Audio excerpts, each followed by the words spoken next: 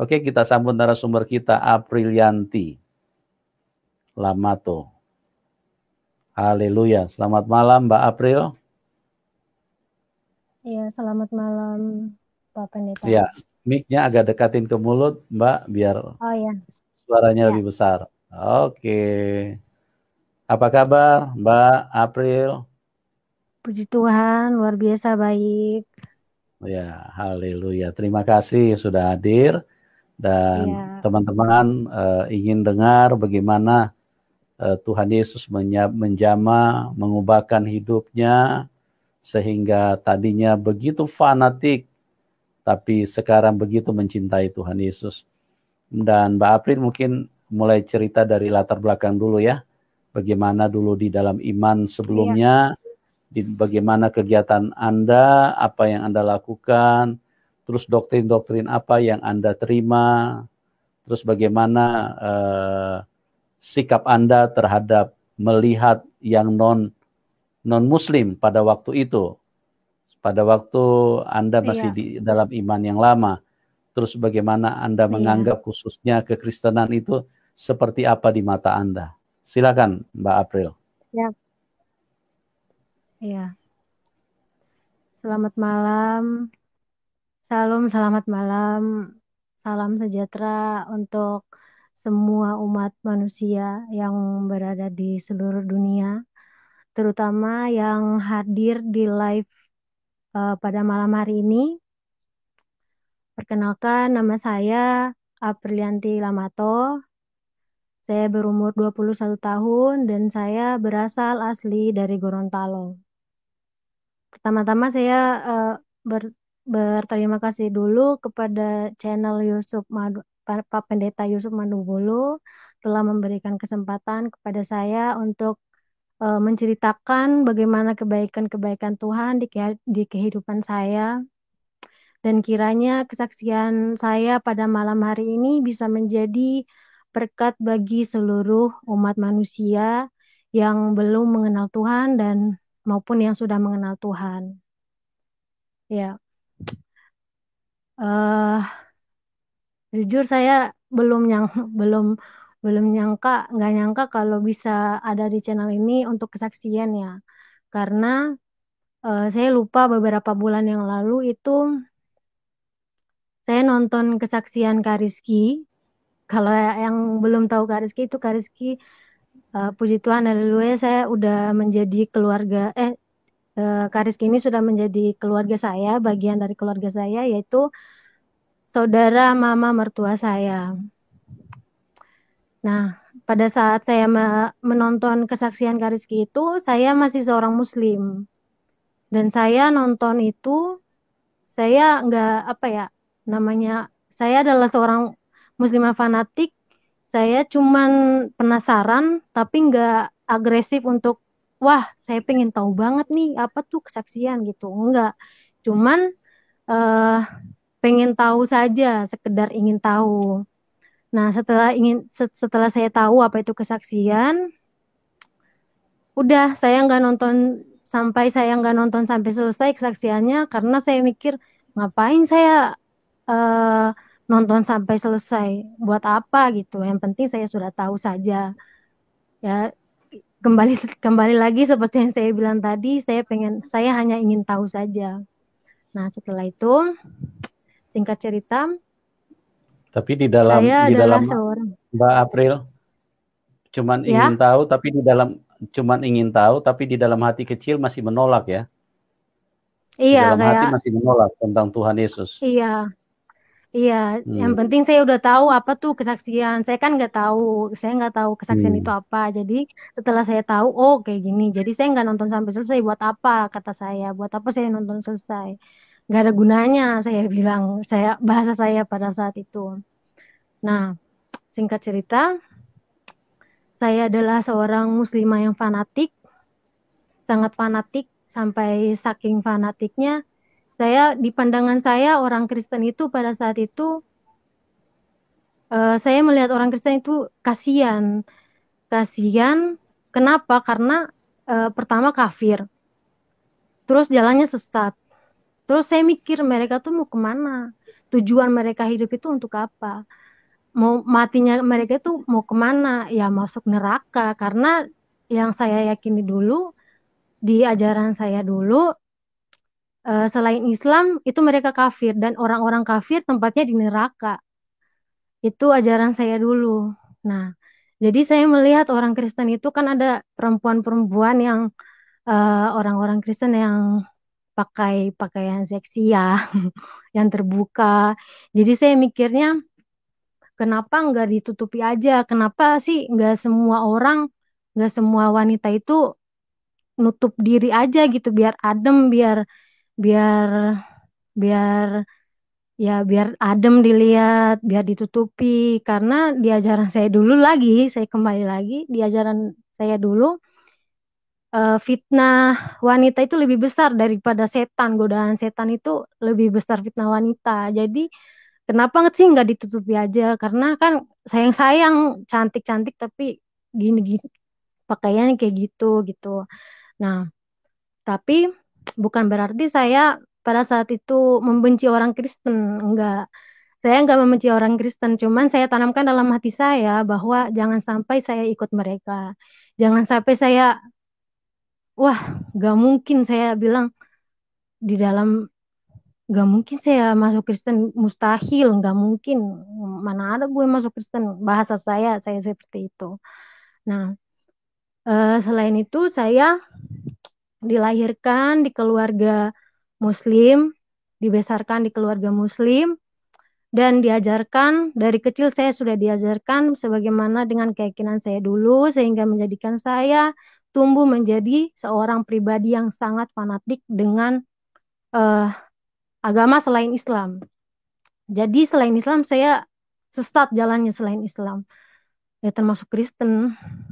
Terus singkat cerita, saking fanatiknya saya dulu di Muslim, saya mengejarkan saya mengajarkan sesuai dengan apa yang diajari di dalam Islam. Saya mengajarkan sholat, zakat, bahkan yang sunnah-sunnah pun saya kerjakan. Di motor saya zikir, saya sebelum kerja saya sholat duha, saya sebelum kemana-mana kalau masih sempat-sempatnya saya sholat duha, bangun tengah malam saya sempat juga tahajud, tapi nggak setiap hari.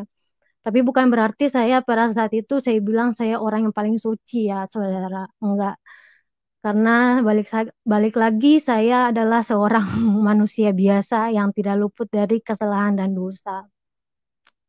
Nah, udah setelah itu singkat cerita eh, di eh, di kerja saya pernah kerja di satu tempat ya. Saya kalau sholat, saya ngajak teman, di rumah juga sama, saya ngajak saudara. Ada yang nolak, ada yang ngomong, sampai teman saya ada yang ngomong gini di tempat kerja. eh Kenapa lu, saya ngajak sholat kan, saya bilang, Kak, ayo sholat Kak, gitu. Terus katanya, lu ngapain, kalau bahasa saya dulu, lu ngapain ngajak-ngajak sholat? Lu kalau mau sholat, sholat aja sendiri gitu katanya, kata teman saya ini. Nah, saudara-saudara saya juga saya ajakin sholat. Kalau besoknya mau puasa, saya ajakin puasa seperti itu. Nah, terus singkat cerita, eh, singkat cerita saya eh, setelah lulus SMA, setelah lulus sekolah, saya nganggur 3 bulan.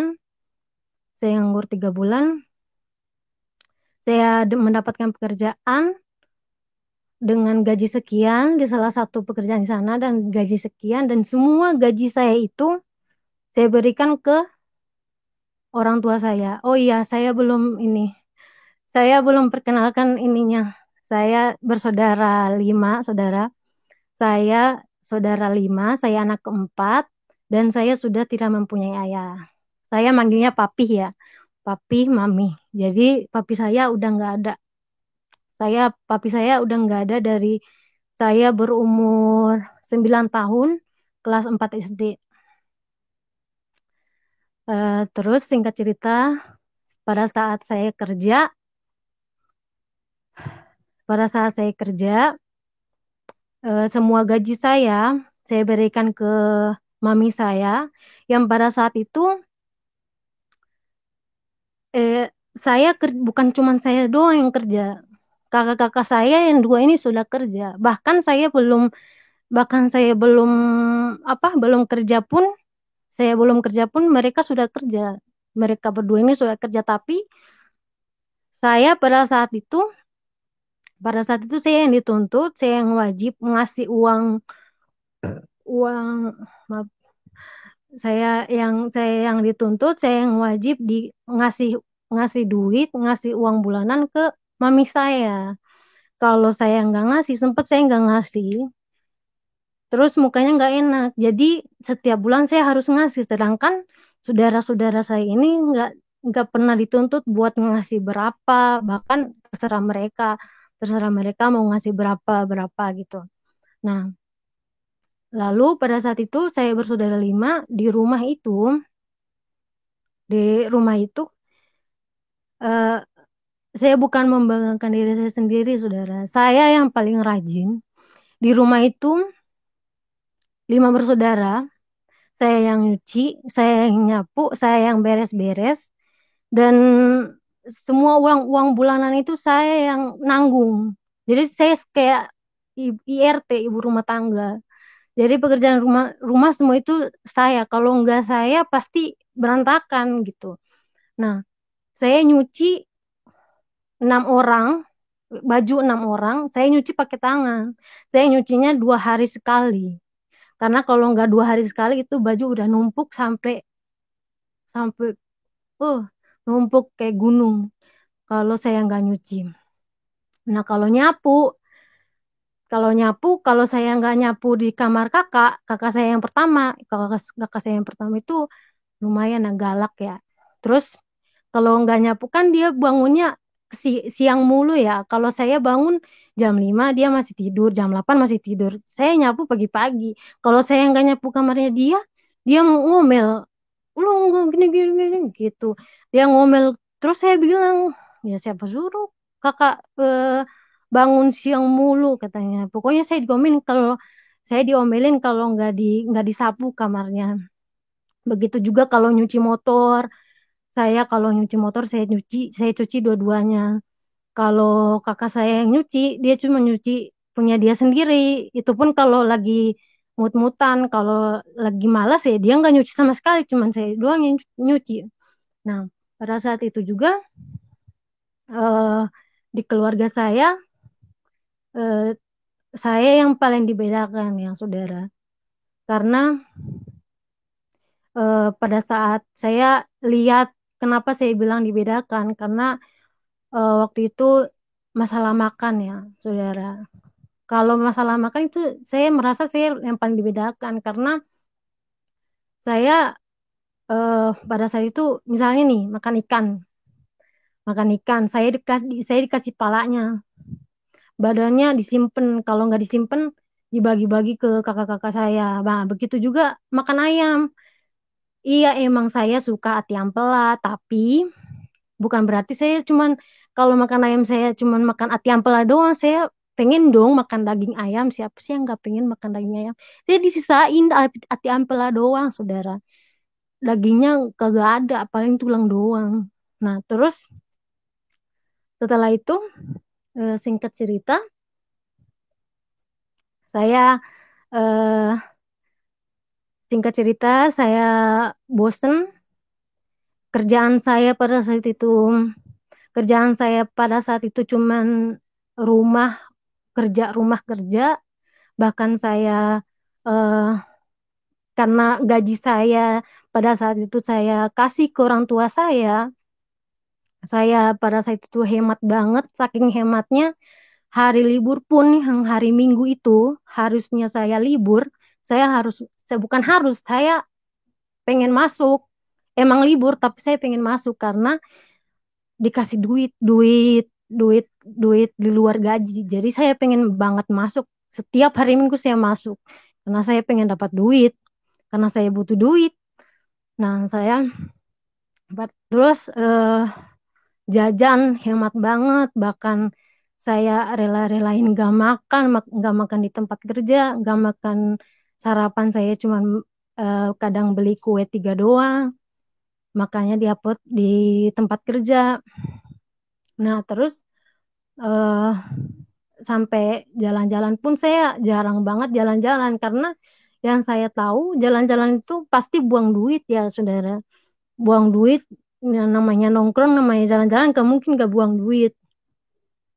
Bahkan kalau nebeng sama temen pun pasti butuh duit, nggak mungkin nggak patungan buat beli ini beli itu kan. Nah, saya bukan kurang-kurangin, bahkan nggak pernah, jarang banget buat buat apa, jarang banget buat jalan, buat jalan-jalan jarang banget. Terus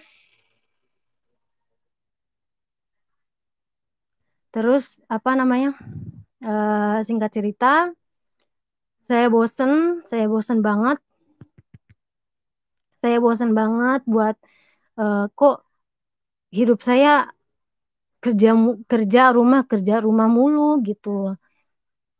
Kok nggak ada warnanya, kok nggak ada ininya, nggak ada kayak santainya, nggak ada senengnya, nggak ada ya, kerjanya cuman sampai rumah, kerja juga, nyuci piring, nyuci ini, beres-beres. Sedangkan kalau pulang kerja itu kan pasti capek. Saya pulang kerja ya beres-beres, pulang pulang kerja itu pasti rumah udah berantakan banget. Kalau bukan saya yang beresin ya nggak bakal diberesin. Nah, pas kerja juga saya bosen gini-gini doang kan. Nah, lalu pada saat itu singkat cerita, eh, kerja saya cuman eh, kerja rumah. Terus saya akhirnya bosen, saya galau, saya gelisah, saya nggak tahu pengen apa. Akhirnya saya download game. Game itu game online. Lalu saya lupa saya eh, main game itu berapa lama ya, saudara. Intinya saya main game, dan pada saat awal 2019, ya awal 2019 itu saya kenal AA. AA ini adalah eh, yang pada saat itu teman saya, dan sekarang puji Tuhan, haleluya, sekarang sudah menjadi suami saya sah. Nah, jadi AA ini kenal sama saya di game, dengan benar-benar dipertemukan dengan apa ya, benar-benar dipertemukan dengan pribadi yang sangat bertolak belakang. AA yang sifatnya terbuka, saya tertutup. Saya tertutup banget ya, saudara, karena balik lagi di ajaran saya. Tertutup bukan berarti saya apa ya, pada saat itu bukan berarti saya malu, bukan berarti saya nggak pengen. Saya pengen juga, saya ada pengen pengen cerita, tapi balik lagi di ajaran saya bahwa eh, saya lupa kata-katanya, kalimatnya seperti apa. Cuman bertujuan seperti ini. Allah saja sudah menjaga aibmu. Kamu kok malah mengumbar-ngumbar aibmu gitu. Dan juga eh, apa namanya? Janganlah kamu mengumbar-ngumbar aib saudaramu. Kalau pokoknya tujuannya seperti itu. Jangan mengumbar-ngumbar aib-aib saudara, dan jangan mengumbar aibmu sendiri, karena Allah sudah menutupi aibmu. Seperti itu. Itu yang saya pelajari dulu di ajaran saya. Nah, pada saat itu eh, udah AA, saya kenal saya kenal AA yang sifatnya terbuka banget sama saya. Saya jarang banget cerita-cerita, apalagi cerita latar belakang saya. Saya cerita keluarga saya, nggak mungkin banget. Nggak, saya bukan orang yang seperti itu. Saya juga bukan orang yang spontan menceritakan, gue begini begini gitu. Enggak, saya ya udah, saya kayak seperti ya udahlah, gue jadi pendengar yang baik aja gitu. Kalau untuk cerita-cerita, nggak penting buat orang itu gitu. Kalau itu saya dulu ya, saudara. Nah, udah pada saat itu AA cerita, suami saya cerita tentang latar belakangnya, mamah papahnya seperti apa, papahnya bagaimana, mamanya bagaimana. Nah, eh AA ini menceritakan mamahnya eh, bertato. Ya udah, emang kenapa orang bertato? Saya bilang, emang kenapa? Tapi ini dalam hati saya nggak ngomong sama AA, cuman saya santai aja. Saya santai aja, cuman dalam hati saya, ya udah mau diapain emang, ya udah bertato, ya udah gitu. Nggak usah dipermasalahkan gitu.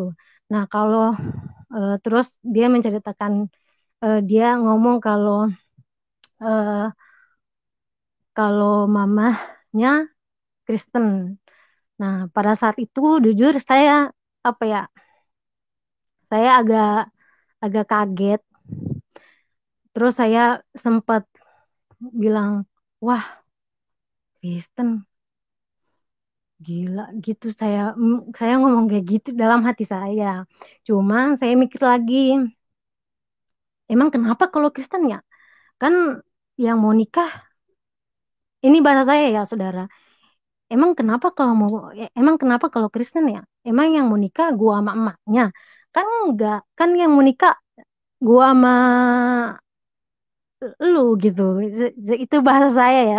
Gua sama AA, saya sama AA yang mau nikah, bukan saya nggak bakal nikah sama emaknya kan. Nah, mamanya Kristen di situ. Nah, ya udah saya santai-santai aja. Cuman yang penting anaknya AA ini Islam gitu sama saya gitu.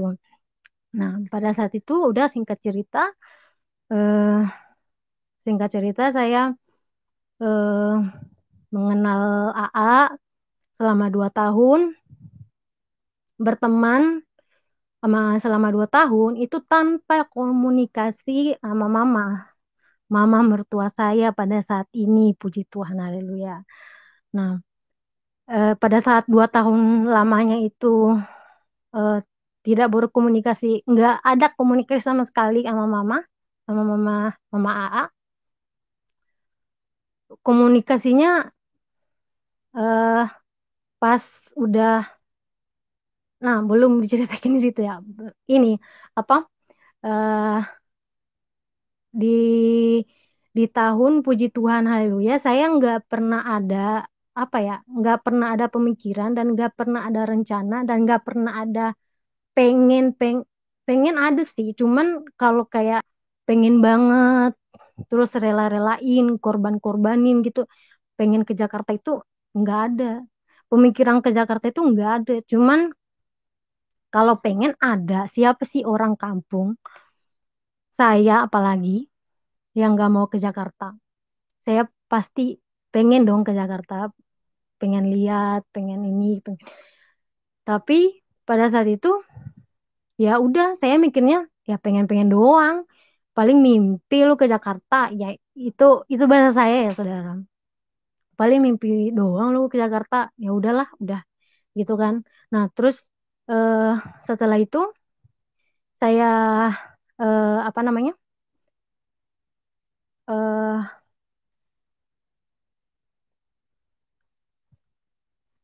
ke Jakarta pada saat itu saya ke Jakarta. Saya ke Jakarta belum belum ke Jakarta. Pada saat itu saya pengen ke Jakarta, tapi pada saat itu nggak tahu kenapa, haleluya puji Tuhan, saya punya berkat tiba-tiba. Itu berkat, benar-benar berkat. Kalau bahasa saya dulu kan rezeki ya. Berkat itu benar-benar ada, pas banget buat ke Jakarta. Itu benar-benar pas banget buat ke Jakarta itunya. Apa? Berkatnya. Saya mikir lagi, saya butuh duit, tapi saya pengen ke Jakarta. Di dua, saya mikirnya, saya, aduh, ini duitnya sayang-sayang gitu. Uangnya sayang-sayang, bisa buat nabung, bisa buat ini, bisa buat itu kan. Banyak kebutuhan. Terus eh, di sisi lain saya di sisi lain saya pengen ke Jakarta. Tapi nggak tahu kenapa saya pengen apa keinginan saya untuk ke Jakarta itu lebih besar daripada saya untuk menabung. Rasa saya untuk ke Jakarta itu lebih besar dengan rasa saya ingin menabung. Nah, pada saat itu saya memutuskan, saya tekadkan, saya bulatkan keputusan saya untuk ke Jakarta. Puji Tuhan, haleluya, saya ingin ke Jakarta. Pas saya mau ke Jakarta itu benar-benar saya buka komunikasi dengan mamah ini, mamah mertua saya ini. Saya buka komunikasi, saya bilang saya mau ke Jakarta, tapi jangan kasih tahu AA karena itu eh, mau ulang tahunnya AA. Itu ulang tahunnya AA tanggal 15. Saya ke Jakarta tanggal 5. Tapi itu eh, udah eh, pada saat pada saat apa namanya? Pada saat tanggal pada saat apa namanya? Pada saat mau ke Jakarta itu buka buka komunikasi sama mama, udah buka komunikasi, terus udah kata mama ya udah iya mama yang jemput ke apa ke salah satu daerah yang ada di Jakarta Selatan. Nah, udah pada saat itu puji Tuhan, haleluya, yang pada saat itu saya nggak apa ya, saya nggak ada komunikasi selama 2 tahun, tapi saya komunikasi sama mama, tiba-tiba saya mau ke Jakarta, saya tiba-tiba komunikasi sama mama, padahal ya mama itu bertato dan Kristen. Itu yang saya kenal mama ya pada saat itu mama bertato dan Kristen. Yang pada saat itu saya takut sama orang bertato. Kalau Kristen ya nggak apa-apa ya. Cuman bertato itu kalau di sana juga kan banyak orang bertato, tapi serem-serem. Makanya saya takut serem-serem saya yang di pikiran saya, wah orang bertato pasti serem nih gitu. Nah, pada saat itu puji Tuhan haleluya, saya terbang, mama welcome banget sama saya. Eh, sebelum maaf saudara, sebelum terbang ke Jakarta itu kan saya masih seorang muslim. Saya seorang muslim dan mama tiba-tiba ngirim pas saya mau terbang, mama tiba-tiba mau ngirim eh, mama tiba-tiba ngirim voice note VN lewat WhatsApp. Itu lagu rohaninya begini. Ku kan terbang tinggi bagai raja wali di atas segala persoalan hidupku, dan aku percaya saat ku bersama dia tiada yang mustahil bagi dia. Nah itu, dan pada saat itu saya nggak tahu sama sekali itu lagu apa.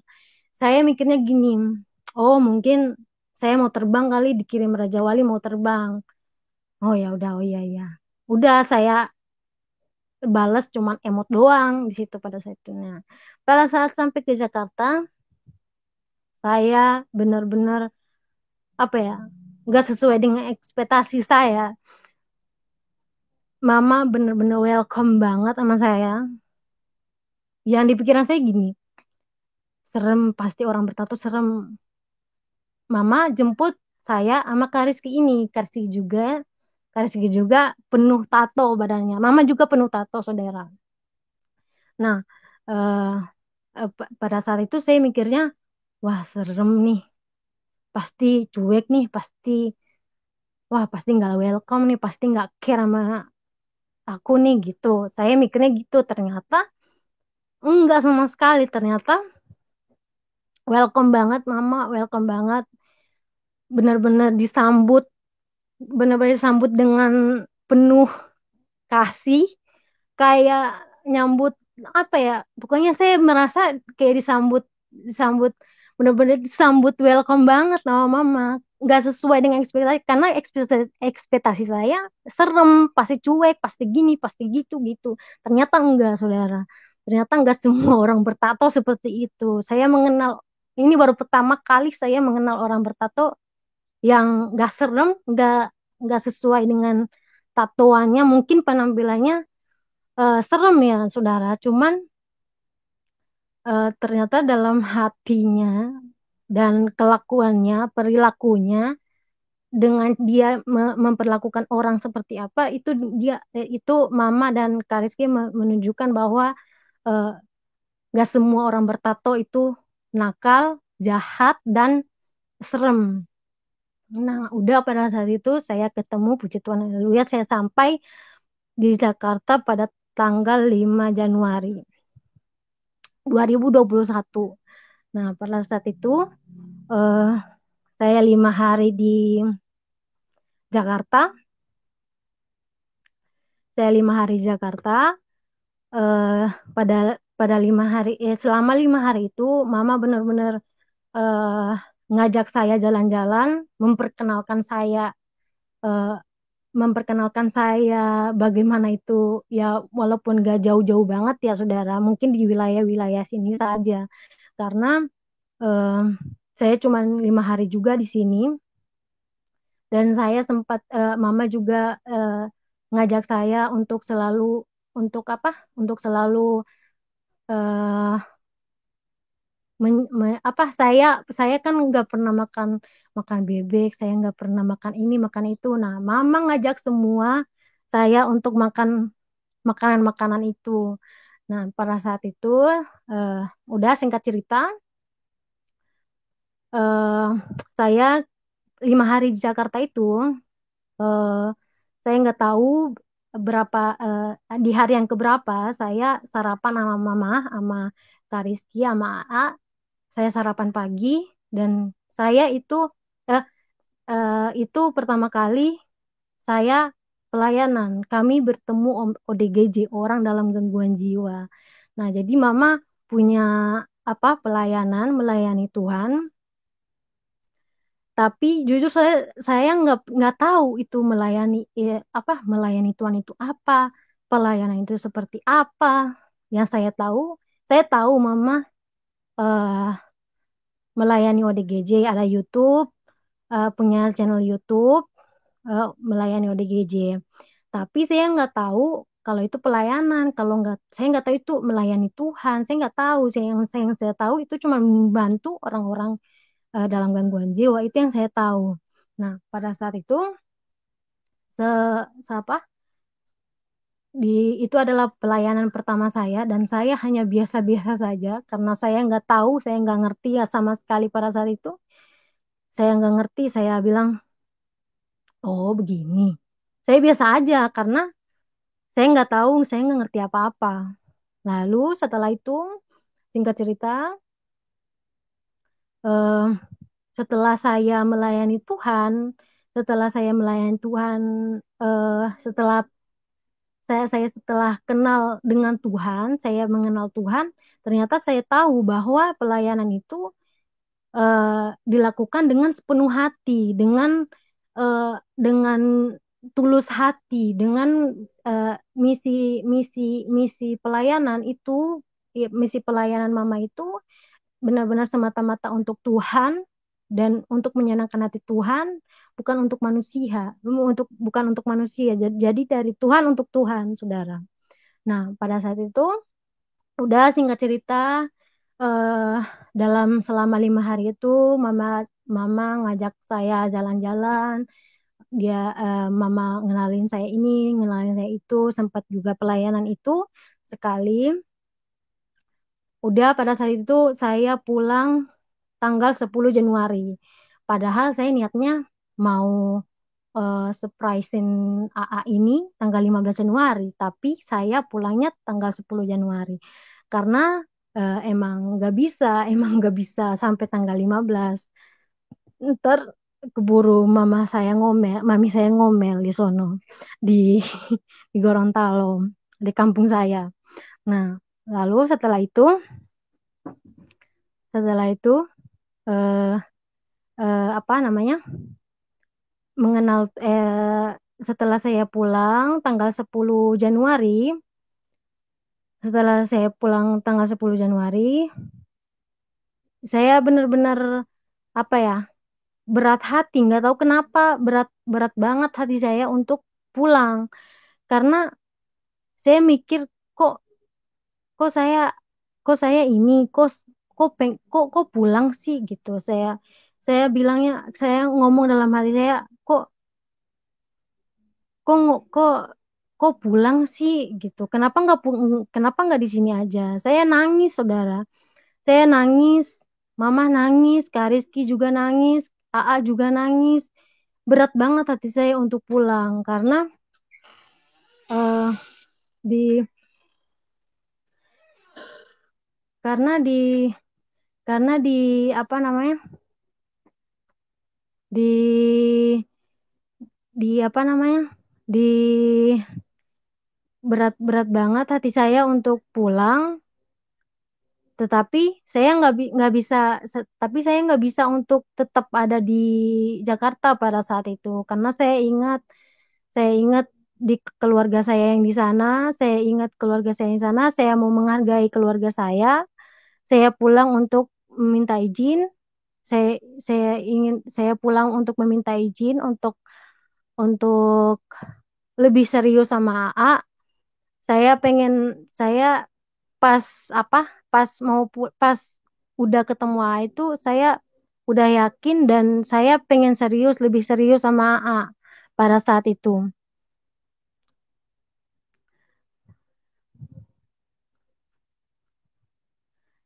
Pada saat itu saya lebih lebih pengen serius sama A pada saat itu. Lalu eh, saya pulang, puji Tuhan saya pulang, saya balik lagi ke Gorontalo, saya debat, saya pulang ke Gorontalo. Saya bilang saya pada saat saya pulang itu saya sampainya tanggal saya sampainya jam 9 malam. Jadi saya masih capek, belum istirahat kan.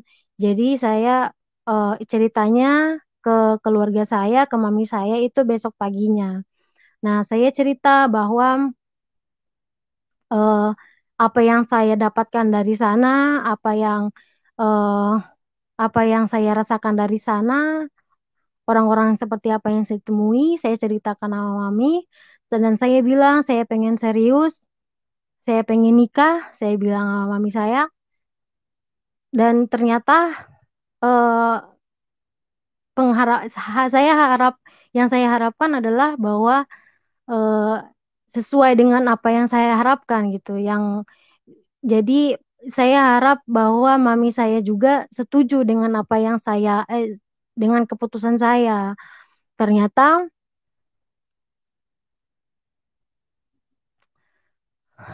terus eh, lalu pada saat itu eh, singkat cerita singkat cerita saya saya pengen nikah tapi eh, tidak ada keluarga yang apa tidak ada keluarga yang mendukung saya pada saat itu. Saya tidak ada keluarga yang tidak ada keluarga yang saya mendukung pada saat itu. Lalu saya rumah ke rumah tante saya, ke rumah om saya om saya tadinya mau udah setuju ya saudara, cuman udah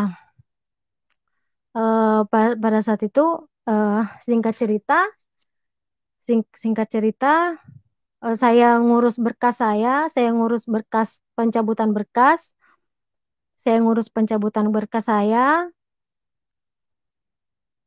saya mengurus pencabutan berkas saya. Sudah setelah itu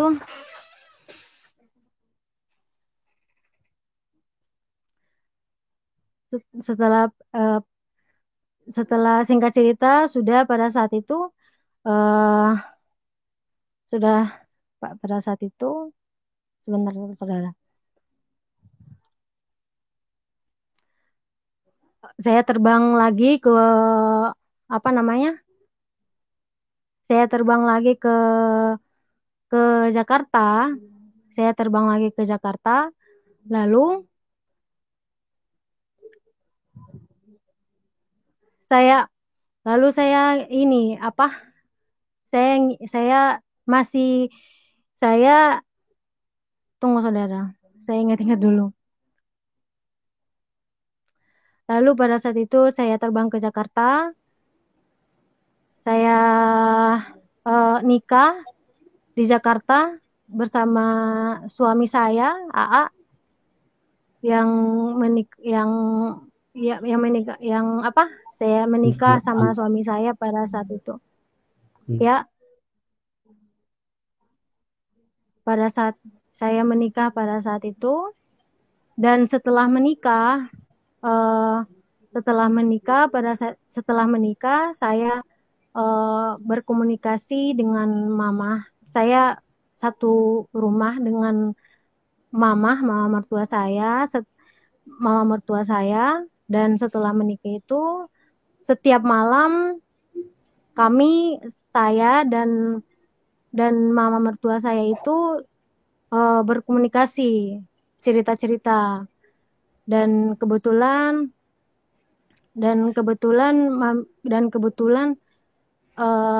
teman mama saya yang dari Surabaya itu datang.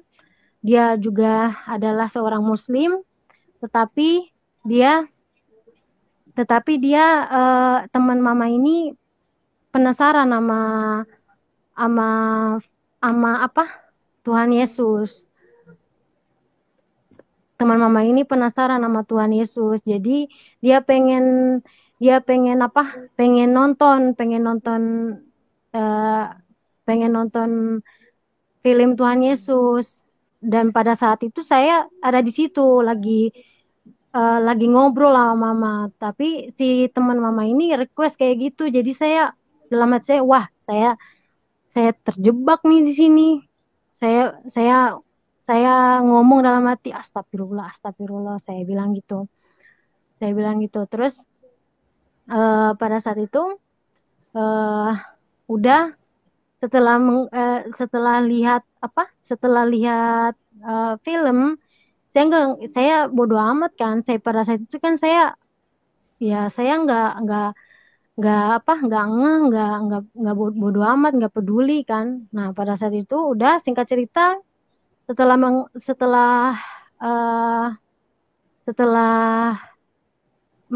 menonton film itu, saya ke depan, saya ngobrol sama AA, saya nangis. Bukan karena itu ya, bukan karena mama nonton ini tuh, enggak. Karena saya dengar kesaksian AA pada saat itu.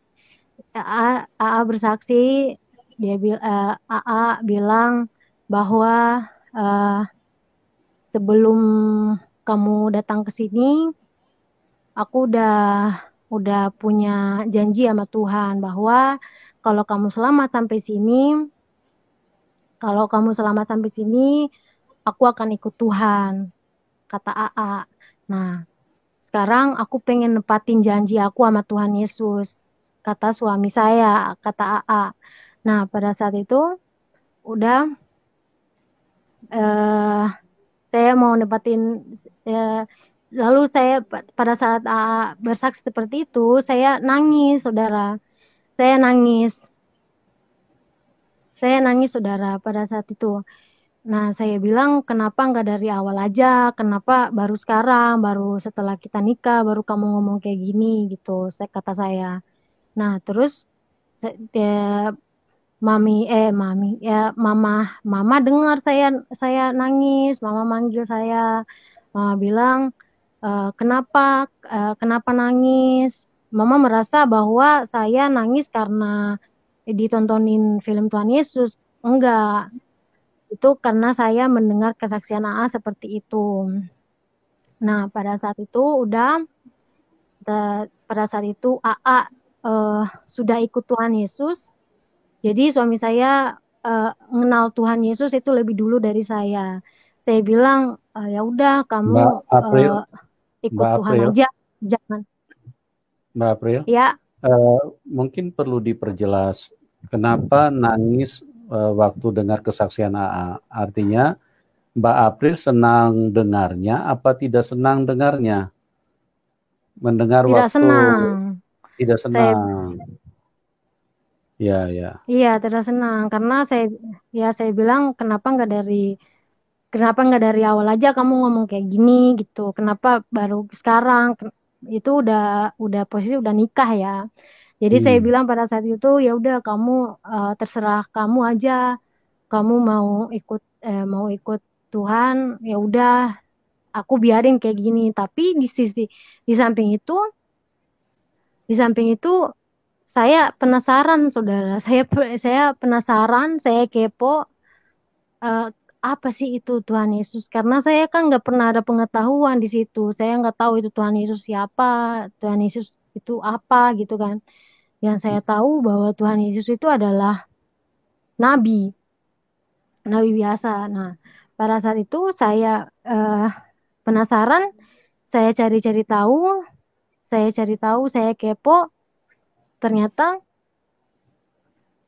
saya menemukan ayat Al-Quran yang menjelaskan bahwa Nabi Isa itu benar-benar jalan kebenaran dan jalan jalan kebenaran, maka ikutilah aku, maka ikutilah aku. Itu di Al-Quran ya seperti itu, kata-katanya seperti ini. Ini ayat ya, cuman saya lupa ayat-ayat surat apa, ayat keberapa.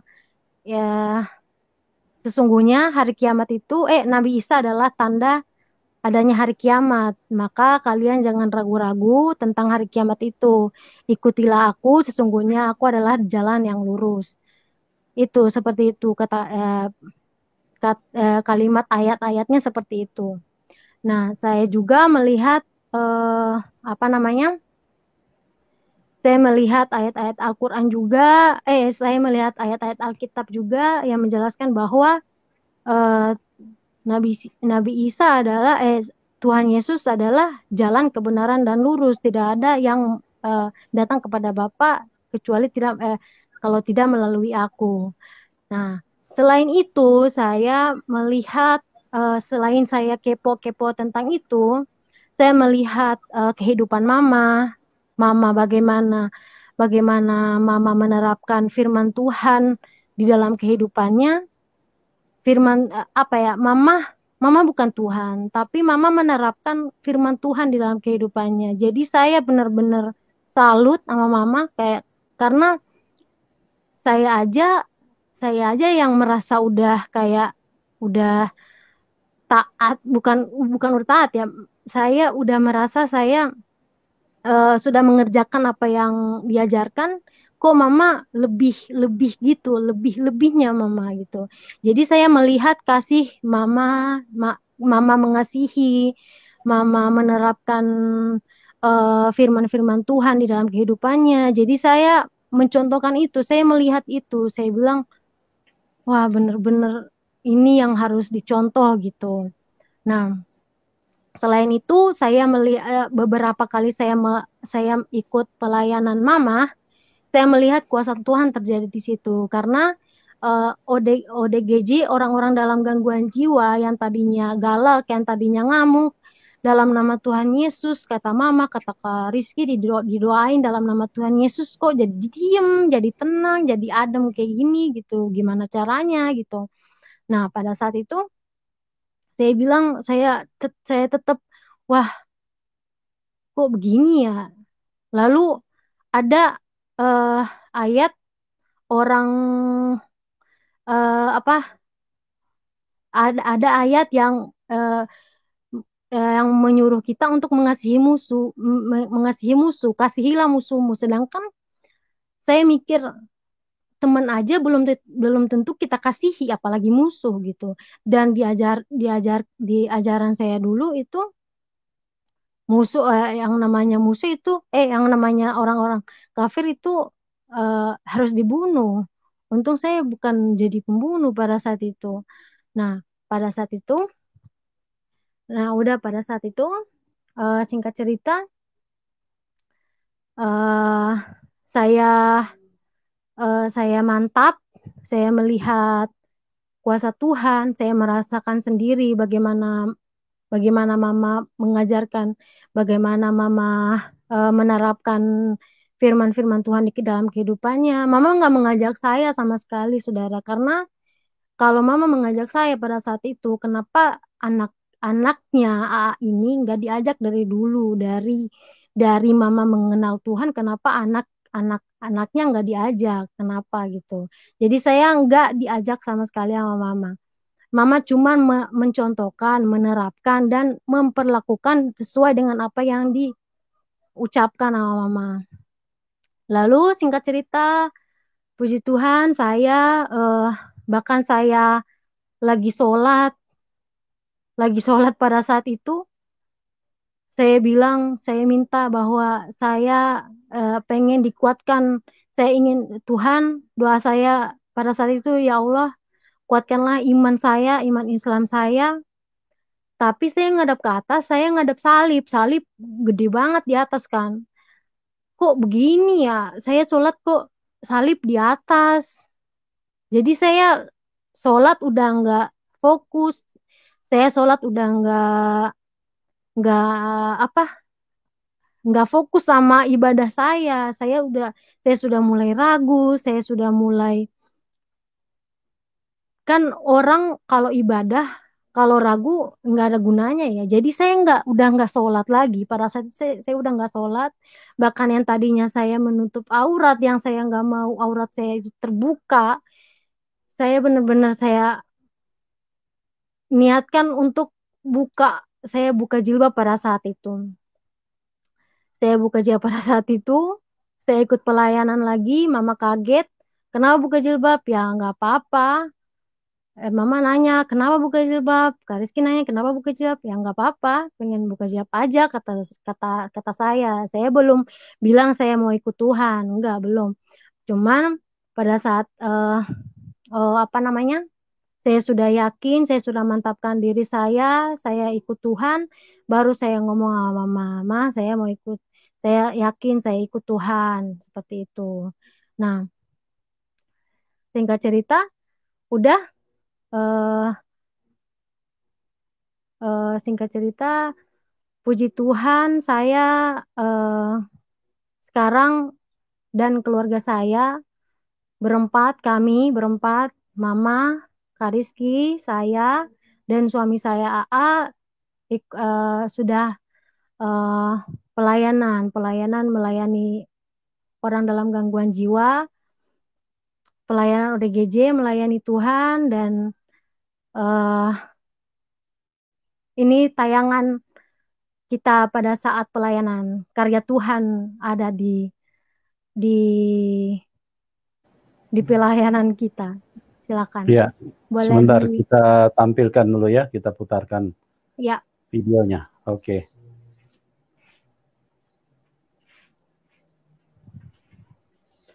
Sebentar ya, kita share screen dulu. Iya. Sudah berapa lama April melakukan pelayanan seperti ini? Dari semenjak, kalau pertama kalinya itu pas pertama kali ke Jakarta 5 hari di sini. Oh. Kalau udah pelayanan tetap itu. Waktu itu hati belum ini ya, belum percaya Tuhan Yesus ya? Iya, belum ngerti apa-apa. Iya. Taunya ya udah gini aja gitu, biasa-biasa aja. Iya.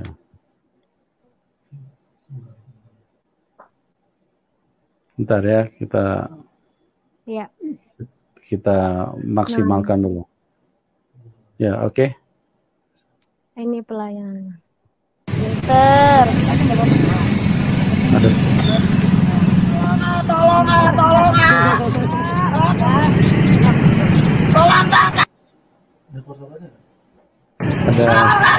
tidak terdengar suaranya. Mbak April bisa dengar suaranya? Enggak dibuntungi. Oh, bisa terdengar. Enggak. Oh iya.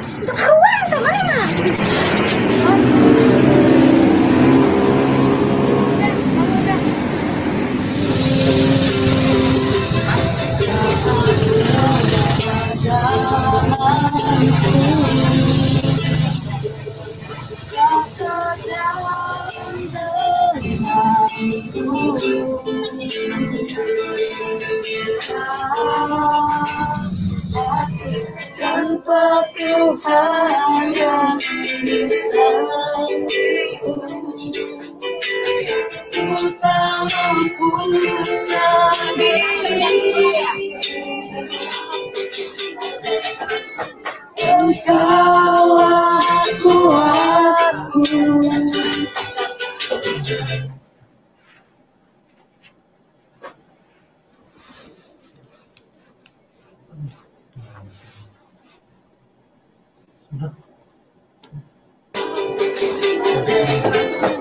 Engkaulah kuatku. Sudah, Mbak Iya, April? iya. Itu video pelayanan kami sekarang. Dan yang terakhir itu adalah cuplikan ngamen. Jadi dana yang kita pakai untuk melayani ODGJ orang dalam gangguan jiwa itu ada dari hasil ngamen itu sendiri. Jadi kita bagi dua, misalnya dapatnya 150 untuk sehari-hari dan yang 50 lagi untuk pelayanan seperti itu.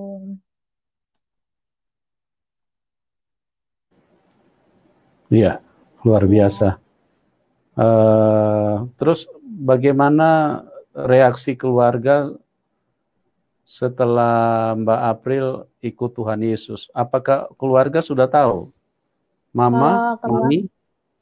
Kalau keluarga sekarang ini udah, kalau dari sana diblokir. Nomor saya Diblokir? diblokir dari sana, ya. Sampai Karena apa? sekarang. Karena apa diblokir? Ya karena udah nggak mau tahu lagi. Udah nggak mau tahu lagi kehidupan saya.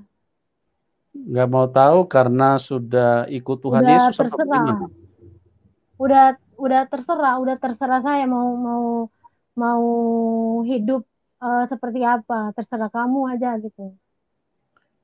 Orang tua maksudnya Mami sudah tahu belum kalau Bel- Mbak April sudah ikut Tuhan Yesus? belum tahu. Kalau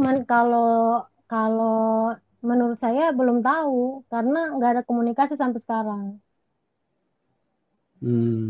Jadi kenapa sampai Mama memblokir? Apa karena ada kekecewaan atau ada apa gitu? Iya, dulu waktu pas mau ke apa? Mau ke Jakarta itu di apa? April kan ini kan ada perdebatan di situ. Hmm. Terus saya diancam mau itu beberapa hari saya pulang itu selama saya di Gorontalo, saya pulang itu saya debat terus sama keluarga yang ada di dalam rumah. Jadi nggak ada yang satu sepemikiran dengan saya, nggak ada yang mendukung saya jadi stres, saya tertekan, saya bingung, saya menjadi orang kayak saya pasrah banget, kayak saya pengen bunuh diri aja gitu. Sampai pada satu titik Mami sempat mengancam saya, Pak Pendeta, karena di situ dia mengancam Mami lagi ngapain gitu ya, terus dilempar pisau. Itu kebetulan banget saya di dapur sama Mami. Nah, ditodong sama pisau, terus pisaunya dilempar. Tapi pertamanya gelas pecah dulu, dilempar gelas pecah, terus dilempar sama pisau, ditodong sama pisau terus dilempar. Nah, pada saat itu saya udah tertekan banget karena udah ada ancaman. Terus siapa sih yang nyaman di dalam rumah kalau digituin ya? Udah mau disita ini itu, udah mau diruqyah karena saya katanya dihipnotis sama keluarga keluarga mamah mertua saya ini, AA ini suami saya. Katanya saya dihipnotis. Saya jawab, eh ini bahasa saya ya. Mama, mereka tuh orang Kristen, nggak kayak mama, nggak kayak mami, apa-apa dukun. Saya bilang kayak gitu. Karena kan hipnotis bukan dari Tuhan, tapi kan dari setan gitu kan, dari iblis. Oh, berarti Kata eh, mereka saya dihipnotis. Padahal bukan oh, dihipnotis, saya memang benar-benar kalau dihipnotis saya nggak bakalan, pokoknya saya bukan dihipnotis Pak Pendeta. Saya nggak iya iya. dihipnotis sama sekali, benar-benar emang Tuhan pelihara saya pada saat itu. Iya, karena memang di dalam Tuhan Yesus tidak ada hipnotis, tidak ada dukun-dukun. Iya, Kuasa betul. Tuhan Yesus itu Terus kuasa yang nyata. iya, terus saya mengurus, saya apa namanya? Saya pas mau detik-detik mau ke Jakarta, balik lagi ke Jakarta itu, saya sempat apa ya? Sempat ragu Pak Pendeta, karena saya bilang Hmm. gini, kok saya kayak gini gitu. Saya bukan tipe orang yang punya masalah kabur dari rumah. Saya tipe orang Iya. kalau ada masalah saya ngurung di kamar, tenang Hmm. dikit udah keluar gitu kan. Nah, kok saya mikir gini, kok saya pada saat ini kok saya nekat banget gitu kabur gitu. Kabur dari rumah, saya ngurus berkas sendiri, pencabutan berkas sendiri. Lalu pada saat itu Hmm. saya malamnya saya sempat, pas besoknya mau berangkat, saya nginep di bandara, Pak Pendeta. Itu Oh, saya sudah berarti diancam. Pada saat saya ya. nginep di bandara itu saya diancam. Saya diancam, eh lu, ini bahasa ya. Lu mau ke Jakarta? Hahaha. Tungguin aja, tungguin aja tuh di bandara ada komandan katanya. Ternyata Hmm. sampai saya di bandara itu nggak ada sama sekali halangan. Benar-benar jalannya benar-benar nggak ada kesulitan sama sekali. Kalau emang bukan Hmm. jalannya Tuhan kan pasti ada hambatan, pasti ada eh, halangan, ada aja yang terjadi gitu kan. Ini benar-benar ngeplong, kayak benar-benar saya jalan lurus. Bahkan saya sempat bahkan saya sempat, wah, kok ini kok ini begini ya.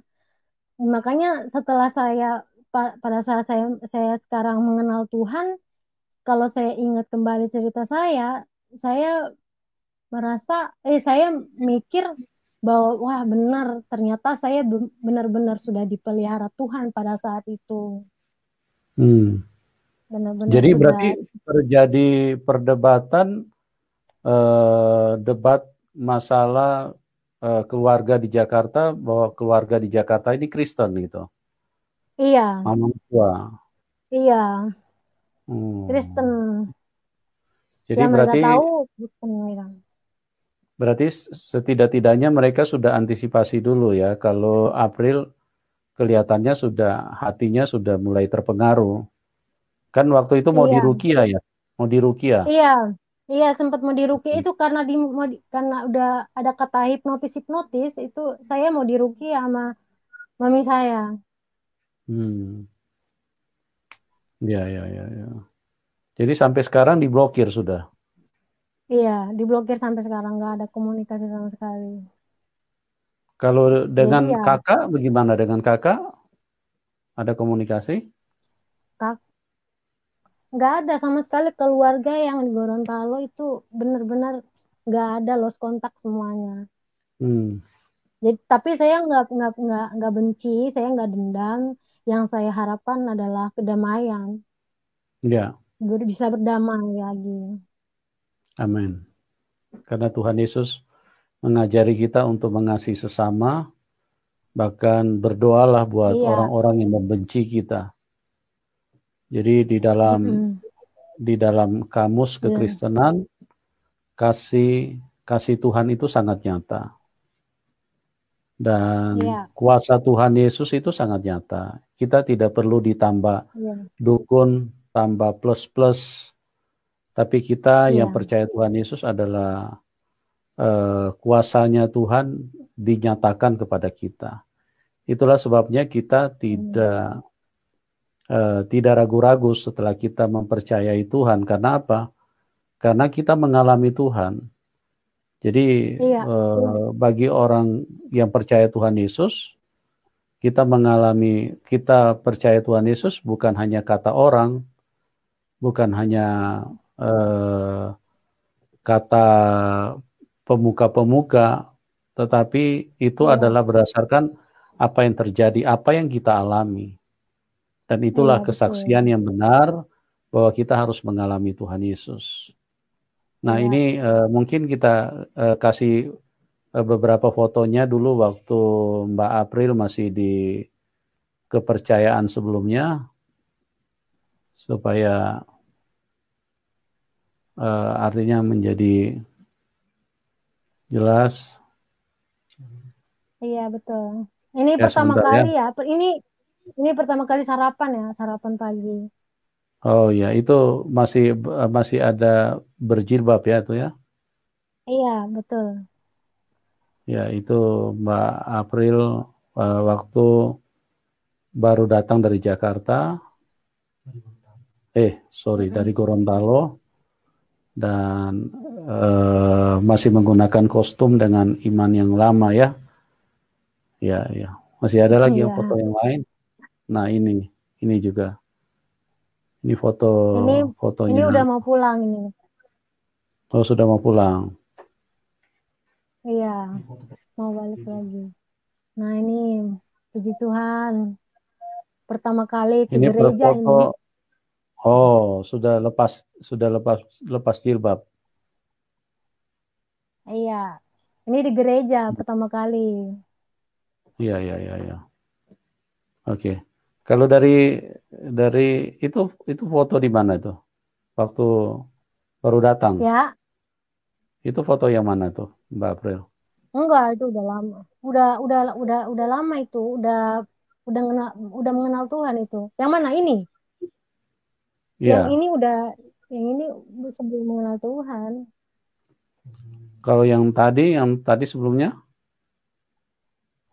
Yang mana? Iya, belum mengenal Tuhan, masih pakai jilbab. Jauh mengenal Oh, Tuhan ini. Masih jauh iya, iya. mengenal Tuhan. Ya, oke.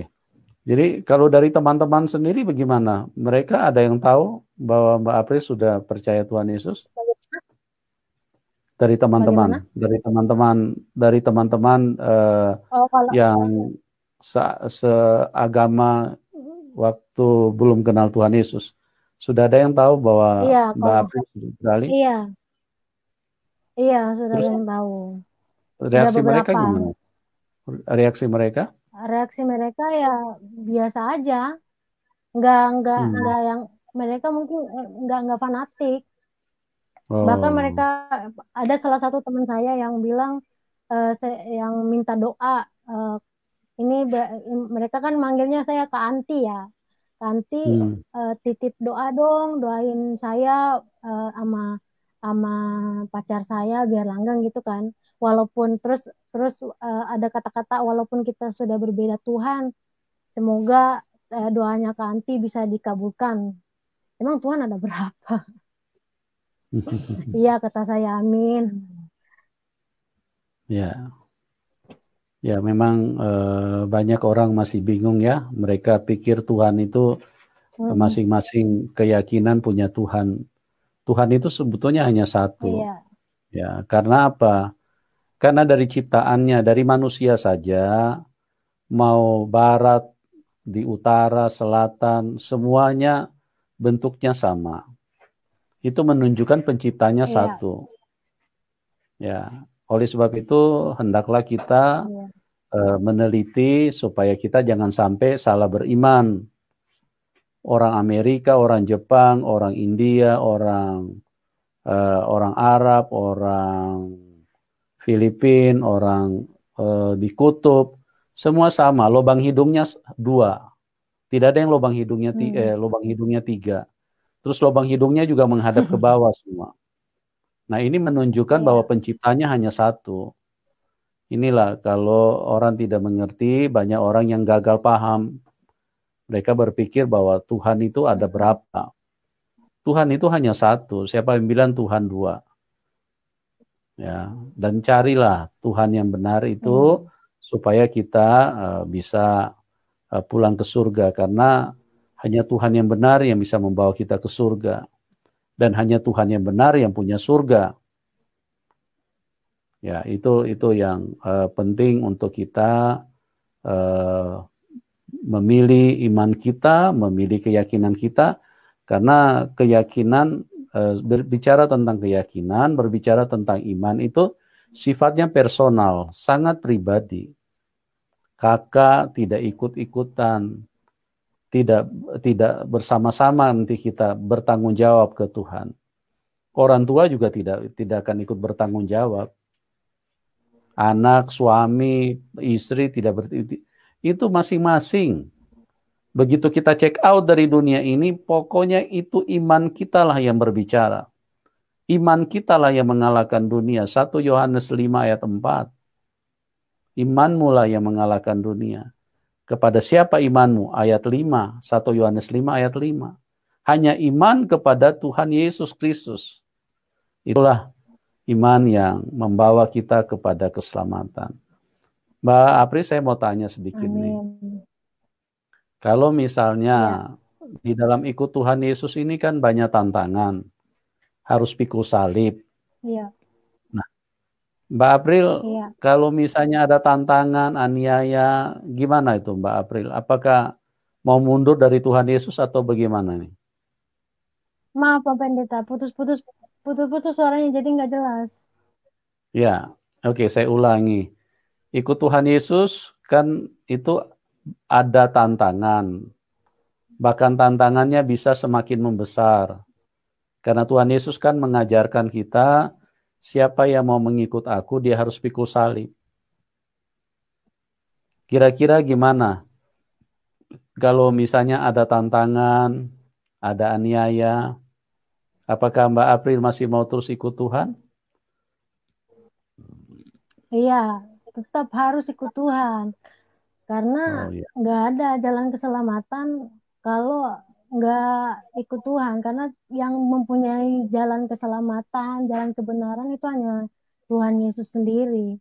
Dan setelah mengikut Tuhan, kalau saya mempunyai masalah itu adalah sebuah proses ya Pak Pendeta. Saya yakin itu adalah sebuah proses yang menjadikan saya lebih kuat, lebih dewasa, dan jika saya tahu itu adalah proses proses itu bertujuan untuk kebaikan saya yakin bahwa saya bisa melewatinya. Ibarat kata kayak barang sederhana, kita seperti barang sederhana yang penuh dengan dosa-dosa, Tuhan ambil, Tuhan bersihkan, Tuhan cuci, dan Tuhan menjadikan kita menjadi karya yang indah. Iya. Dan seperti apa? Saya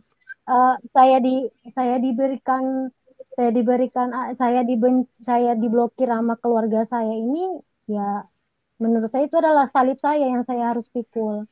Karena seperti firman Tuhan berkata di Markus 13 ayat 13 itu kamu akan dibenci oleh semua orang karena namaku. Tetapi jika ada orang yang bertahan pada kesudahannya, dia akan selamat. Seperti itu ya Pak Pendeta ya? Ya, betul. Orang yang bertahan sampai kepada kesudahannya.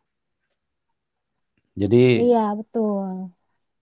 Ya, jadi berarti sudah komitmen sekalipun ada tantangan, aniaya, sekalipun keadaan tidak nyaman, tidak mendukung, tetap ikut Tuhan Yesus ya.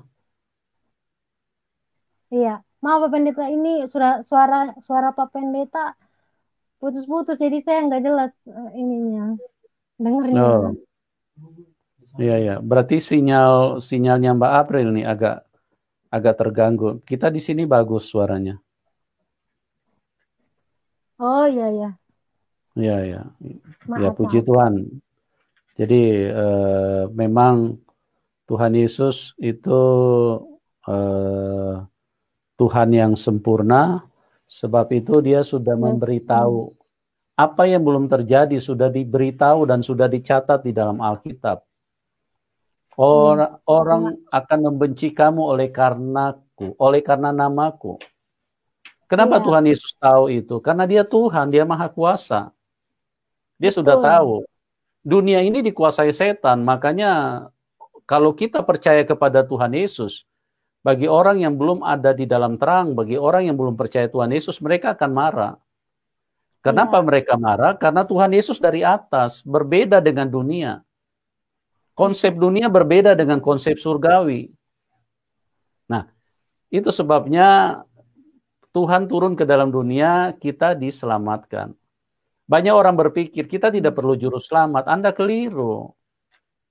Anda keliru. Ya.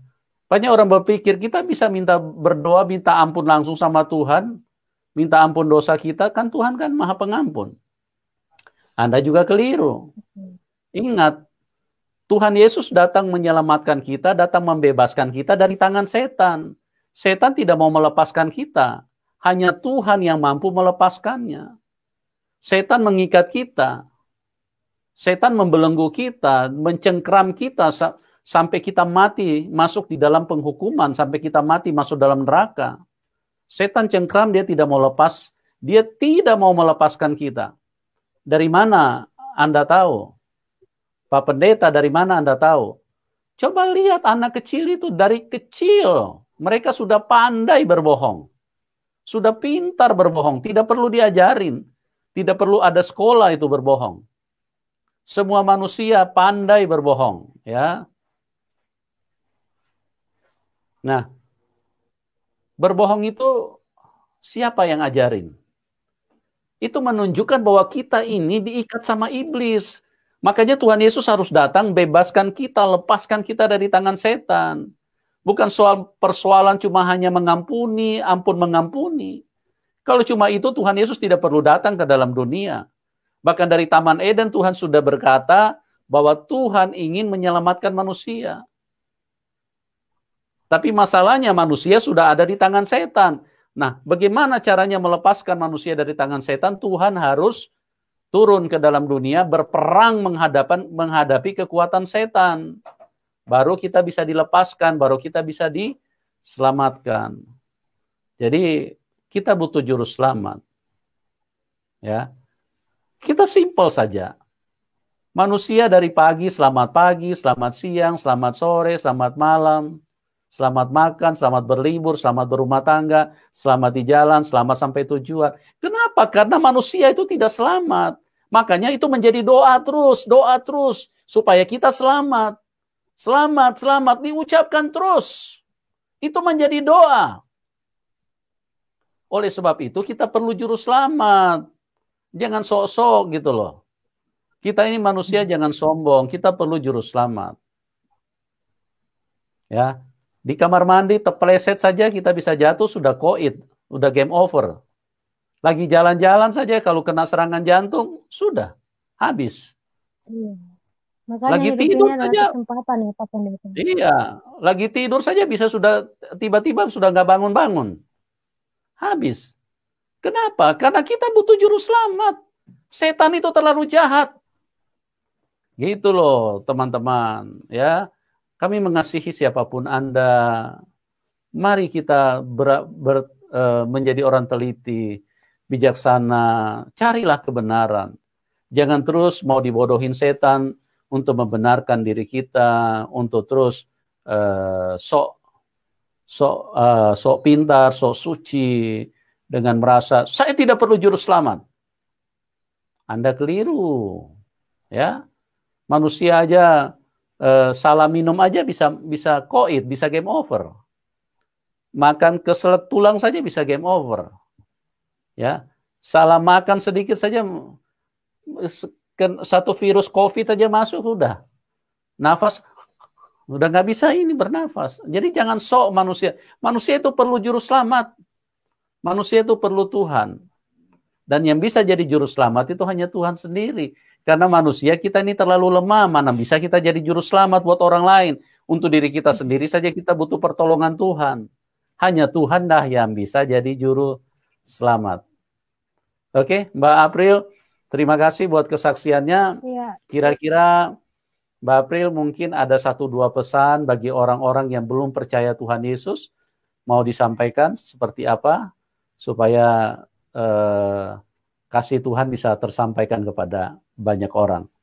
Silakan Mbak April. Ya, pesan saya untuk anak-anak muda ya, terutama anak-anak muda, pakailah waktumu untuk kegiatan-kegiatan yang berguna, untuk melayani Tuhan. Yang belum mengenal Tuhan, ya saya yakin bahwa ini adalah zaman di mana banyak jiwa-jiwa yang akan diselamatkan oleh Tuhan Yesus. Dan yang sudah mengenal Tuhan, makin dekat sama Tuhan, lebih mengenal Tuhan, lebih intim sama Tuhan. Udah seperti itu. Karena hidup ini adalah kesempatan. Kenapa? Apa sih yang kita mau bawa pada saat kita kembali kepada Bapa? Nggak ada. Amin. Ya. Jadi teman-teman, marilah kita rendah hati, jangan mengandalkan amal saleh. Kita tidak bisa berbuat amal saleh. Ya, manusia itu penuh dengan kekurangan. Manusia sudah penuh dengan dosa. Bagaimana kita bilang kita bisa berbuat amal saleh? Nggak bisa. Itu cuma menurut versi manusia kita bisa berbuat amal saleh. Kita ini orang berdosa. Sejak kecil kita sudah pintar berbohong, sudah jago berbohong, jago iri hati, pintar amarah, membenci orang. Bahkan kadang-kadang ada niat yang segala macam, pikiran kotor, pikiran cabul. Mana mungkin dari semua dari manusia yang penuh dengan kenajisan, penuh dengan hal-hal yang begitu bisa berbuat baik, terus kemudian mau ditawarkan ke Tuhan. Ini loh amalku Tuhan. Mana surgamu? Kita tukar. Ya, saya kasih amal, Tuhan kasih surga. Waduh, kita ini manusia terlalu sombong. Ya, kita nggak bisa seperti itu. Saya kasih amal, Tuhan kasih surga ya. Ini saya bawa amalku, kita bawa perbuat banyak amal, terus kemudian kita kasih surga. Nggak bisa. Kita seharusnya datang di hadapan Tuhan dan mengaku, Tuhan aku orang berdosa, tolong selamatkan aku. Itu, baru kita berkenan. Itu namanya orang yang rendah hati. Kalau orang yang bilang beramal, waduh, saya agak khawatir ya. Kita ini menjadi manusia, kadang-kadang terlalu tinggi hati. Terlalu sombong, terlalu percaya diri. Terlalu percaya diri, malah tidak percaya Tuhan. Ngeri sekali. Oke, Mbak April, terima kasih buat kesaksian. Teman-teman yang diberkati, boleh dukung ini saudara kita yang terus mereka adalah orang-orang yang giat bekerja di ladang Tuhan, bahkan mereka melayani orang-orang ODGJ, orang dalam gangguan jiwa. Ya, teman-teman yang diberkati boleh dukung, di layar deskripsi ada nomor rekening daripada tim daripada ini Aiberto, pelayanan ODGJB. Oh iya, sorry. ODGJB, ya. Di layar deskripsi Anda bisa salurkan dukungan Anda buat mereka, dan kita bergandengan tangan untuk kita berbuat semaksimal mungkin, selamatkan jiwa-jiwa supaya kita semua bisa sama-sama pulang ke surga. Karena Tuhan Yesus Tuhan yang baik, Tuhan yang mengajarkan cinta kasih. Untuk kita merangkul semua orang, kita harus kasihi. Tidak hanya mengasihi kelompok, tidak hanya mengasihi satu orang. Kalau mengasihi satu orang itu berarti namanya orang cari pasangan. Kalau mengasihi satu kelompok itu berarti namanya buat organisasi. Tapi kalau Tuhan, dia Tuhan yang universal, dia Tuhan semua bangsa, dia Tuhan semua lapisan, dia Tuhan semua lintas apapun. Oleh sebab itu dia mengasihi kita semua dan dia mengajarkan kita untuk mengasihi sesama. Siapapun yang namanya manusia itu sesama kita. Mari kita kasih, kita tolong kita supaya kita semua merangkul dan biarlah mereka semua kita sama-sama boleh mengenal Tuhan dan bisa pulang ke surga. Oke, terima kasih buat Mbak April. Tuhan berkati pelayanannya dan maju terus. Amin. Ya, dan Terima kasih juga buat teman-teman yang Amin. sudah bergabung. Terima kasih. Doa kami buat Anda semua, dan kita bertemu di program selanjutnya. Salam kemenangan buat kita semua. Amin.